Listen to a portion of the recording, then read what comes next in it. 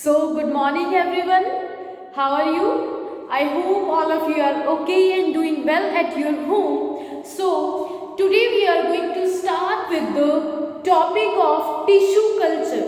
This topic comes under the chapter How do organisms reproduce?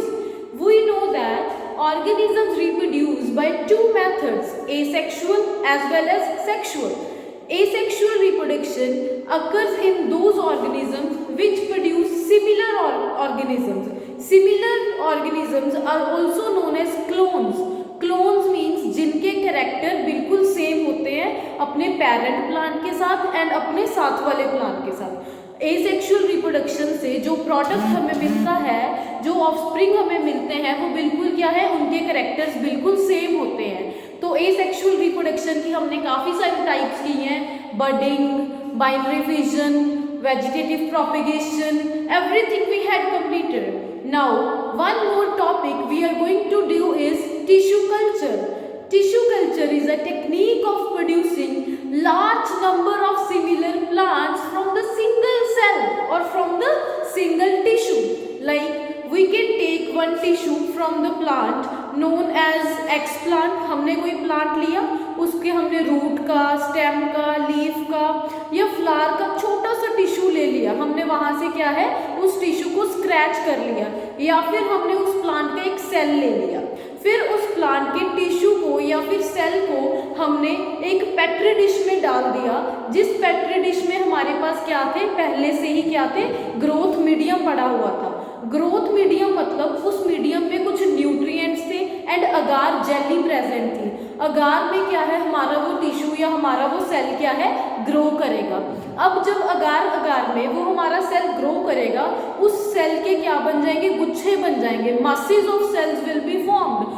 Those cluster or masses of cells are known as callus, CALLUS। Callus क्या होता है, mass of cells which are clustered together to form a group is known as callus।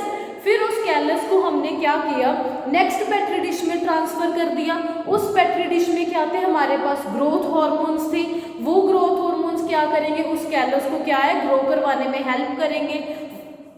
फिर उस callus की क्या है, roots develop होने लग जाएंगी। फिर उसको हम अनदर पेट्री डिश में डालेंगे, जिसके अंदर और भी न्यूट्रिएंट मीडियम प्रेजेंट होंगे।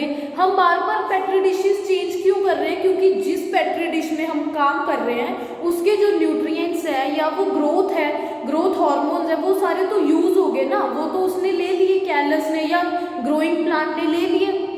अब हम नेक्स्ट पेट्री डिश में इसलिए डाल रहे हैं सो दैट हम नया कल्चर, नए न्यूट्रिएंट्स डाल सकें एंड उस प्लांट को नए न्यूट्रिएंट्स दे सकें। अच्छा, उसके बाद जब उसकी थोड़ी थोड़ी रूट्स डेवलप होने लगी तो हमने नेक्स्ट पेट्री डिश में डाला, तो उसकी थोड़ी सी स्टेम भी ओरिजिनेट होगी। उसके बाद जब वो छोटी छोटी सीडलिंग्स बन गई तो हमने एक पोटेड प्लांट में उसको डाल के रख दिया, तो थोड़े टाइम में ही हमारे पास काफ़ी सारे एक जैसे प्लांट्स क्या है, बन जाएंगे। ठीक है, this is the technique of tissue culture. Mostly we are doing tissue culture for growing the disease free plants, या फिर हम चाहते हैं एक जैसे इतने प्लांट्स हमें शॉर्ट पीरियड ऑफ टाइम में मिल जाए, या फिर हम डेकोरेटिव प्लांट्स को ग्रो करते हैं। जैसे हमने अपने घर पे डेकोरेशन करनी है, मैरिज का सीजन है, हमें वही प्लांट चाहिए, हमें वही फ्लावर्स चाहिए, जैसे ऑर्किड्स वगैरह हमें चाहिए, क्राइसैंथेमम हमें चाहिए। जो डेकोरेटिव प्लांट्स या फ्लावर्स होते हैं वो हम टिश्यू कल्चर की टेक्निक से इजीली क्या है, ग्रो कर सकते हैं। ठीक है,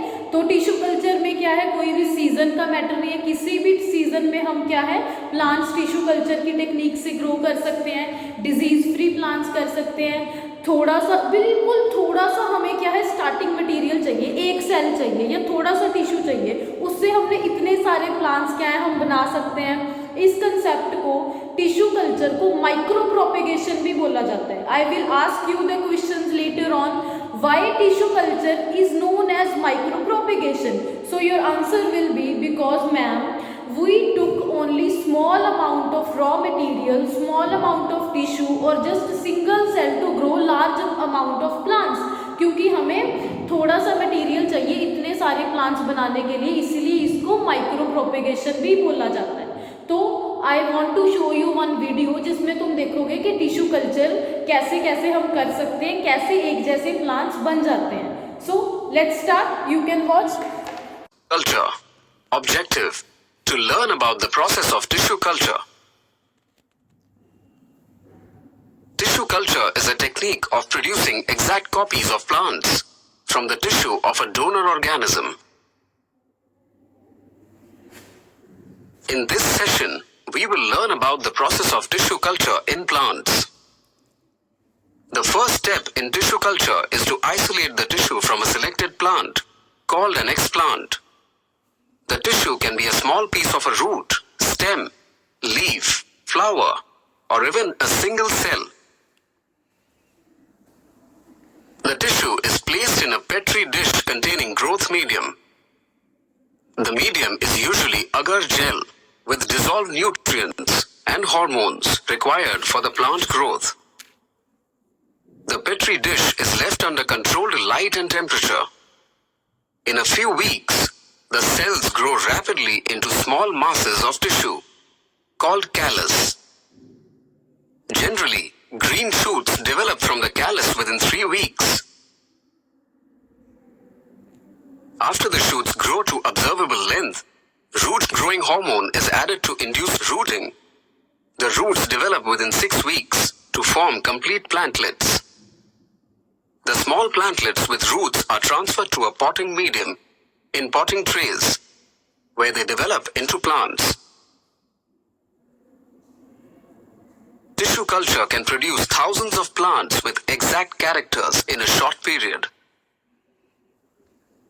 Summary: tissue culture is a form of asexual propagation of plants in a laboratory.